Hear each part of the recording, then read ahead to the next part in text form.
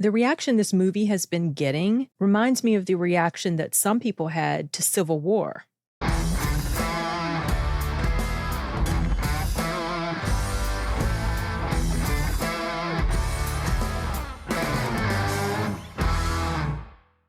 So here's the thing, apparently, about Alex Garland, or at least Alex Garland's last two movies. I honestly can't think off the top of my head other films of his that I've seen, but his name did start to stick in my brain after Civil War came out, and some people were disappointed or upset that the movie Civil War didn't fully present the picture of what happened to cause this Civil War, didn't take any specific side on the different fighting forces in this Civil War, and I found that interesting because at first when I heard the movie was coming out, I thought, oh gosh, it's going to be like some red versus blue and all that crap, and it wasn't. It was just this war happened, and it was a story about these photojournalists that were traveling the country and chronicling what they saw. And his approach is pretty similar with Warfare, which is a film that just came out this past weekend, or maybe last week. I can't remember. I went to see it last night. This is Sunday the 13th. I went to go see it on the 12th. And I noticed a pretty similar pattern. There is really no political commentary in this film. Some people don't like that. Some people feel like he should have made some sort of commentary on it. He missed this opportunity to address the things in the Iraq War and the complexities and things that went wrong. And basically, I'm getting the feeling that some people are upset that he didn't bash on the U.S. for the whole Iraq War.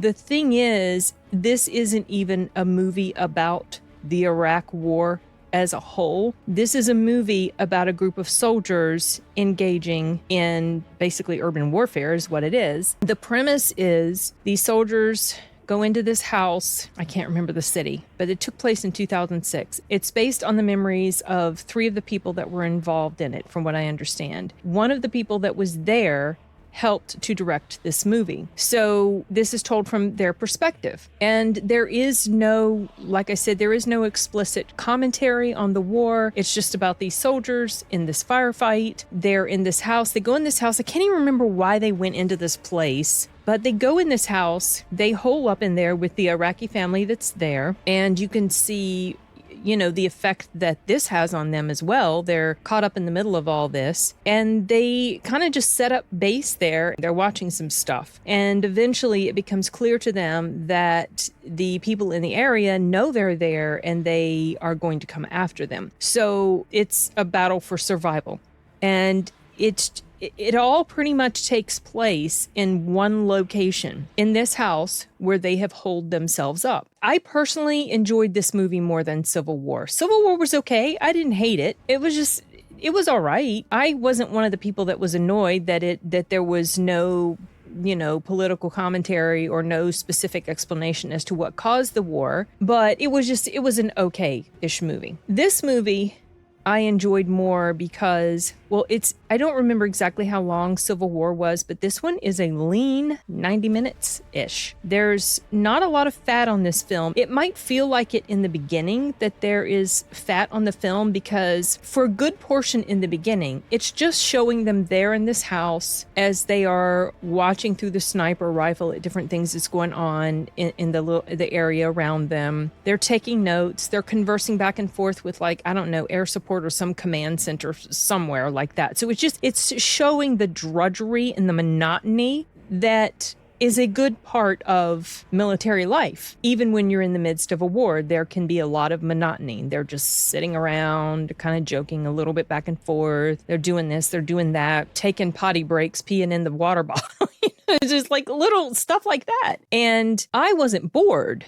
But I can see why some people might feel like this is a moment where there's some fat on it. But I didn't feel that way because the scenario is being set up for you, and you just know something is going to happen, but you don't know when. And so the more this time draws out, the more tense I became as I was watching it, because I was just ready for, the ball to drop, figuratively speaking. And when it did, this movie started to feel like it was so much longer than it really was, because of how much tension there was as you were watching it. It felt very realistic, very authentic. The acting was very, very good. The effects were very good. Oh, Lord have mercy. Some of the injuries. Another thing that was effective was the general lack of a score. There was no pulse pounding music going on where they're in the midst of this firefight. It was just nothing. Really, the only thing that's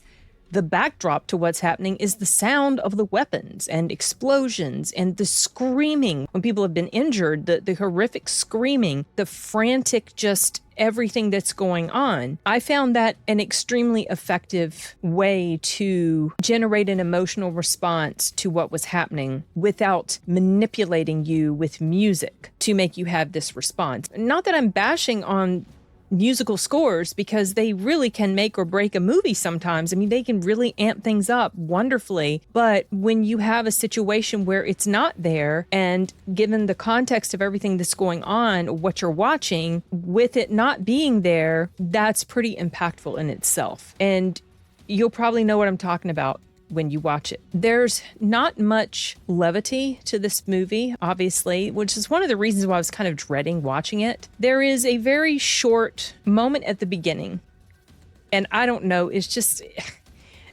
there was something about this scene that warmed my heart when I watched it. These soldiers, before they're going to go out to do this thing that they have to do, they're in this place and they're watching like some music video. The song was Call on Me, and the music video shows these very scantily clad or women in very tight spandex exercise outfits doing like aerobics, but in a pretty suggestive manner.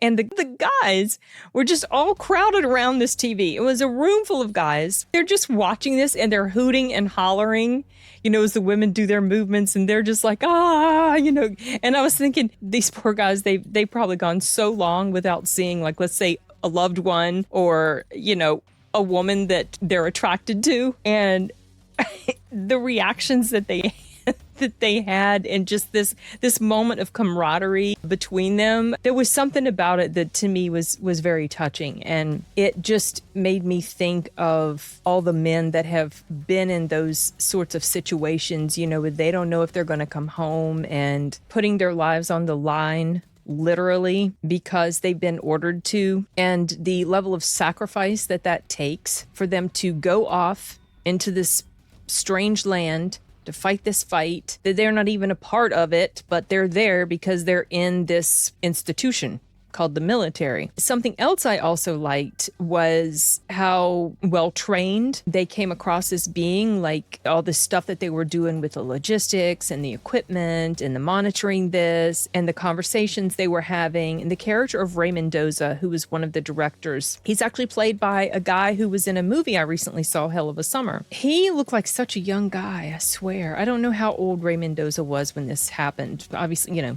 20 years younger than now, pretty much. But the grasp that he had on this stuff that he was doing was pretty impressive to me. And I was just thinking about all these young men that were in these situations, these very highly trained men, but also very young, and being in a situation that can often scar people forever, emotionally, mentally. And I feel like if there is any point to this movie, not necessarily commentary, but if there's any point to this movie, it's just to show the reality of what this sort of thing can be like for people. And if you're annoyed that the director didn't take the time to insert his opinions about the war with some sort of narrative, well, I maybe you went into it with the wrong idea, because this isn't about that. This is just about these guys, this experience that they went through, the nastiness of fighting and killing people, the torment of seeing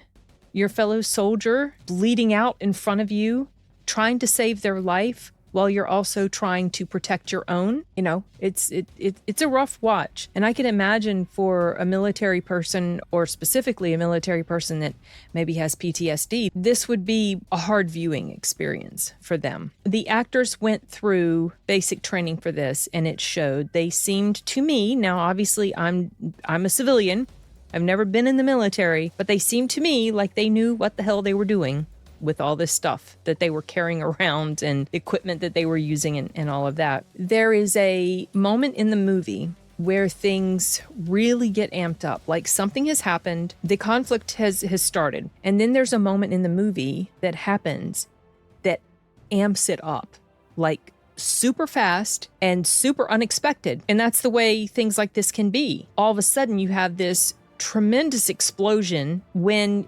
you weren't necessarily expecting it. And I guess maybe I should have been, because I knew the movie wasn't even close to being over, but this moment happened. And you guys, the sound, and I was not watching this in IMAX. The sound, number one, the sound of just the gunfire, it vibrated through me. Like I could feel the gunfire. And then when this moment happened, this very pivotal, like super fast shift, you know, into another direction, this massive thing that happened, very loud, very startling. I just like, I'm glad nobody was close to me, because I dropped an F-bomb.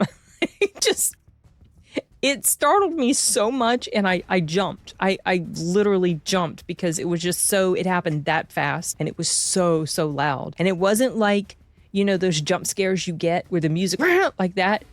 Like I said, there was no score. So there was none of that there to manipulate your reaction to things. But ooh. And then showing the people that had been caught up in it, the aftermath, what it did to them.